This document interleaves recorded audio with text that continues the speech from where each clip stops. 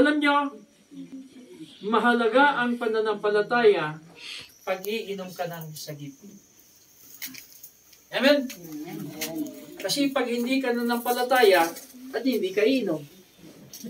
Tama. Kahit nabigyan ka ng pray, totoo kaya to? Hanay, siyak na lang tiko at inom, danom. Ikaw na lang nanay, iinom.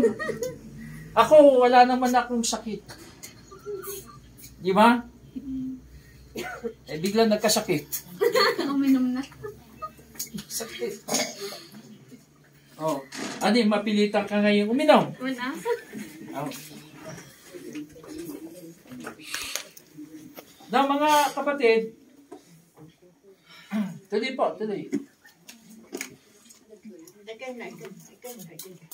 Para makahapon pa silang makinig ng gospel kasi pag hindi nakapakinig ng gospel, walang sagip. Yan. Okay.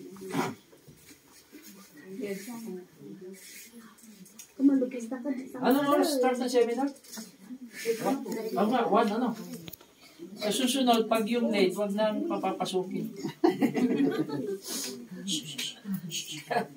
Hindi complete. So, who touched me? Alam nyo, ang pananampalataya ang number 1 na humihipo sa puso ni Kristo. Amen? Nananampalataya ba kayo kay Jesus Christ? Amen? Si Jesus Christ, siya ay Diyos na nagkatawang tao. Siya po'y 100% na Diyos at 100% na tao. Amen? Kaya pag sinabi mong si Kristo hindi Diyos, ay mahirap yan. Amen? Siya po ang tunay na Diyos na nagkatawang tao, bumaba sa lupa, namatay sa krus, alang-alang sa iyo. Mahal ka ng Panginoon. Amen? Ang kadahilanan kaya ka naririto dahil mahal ka ni Kristo.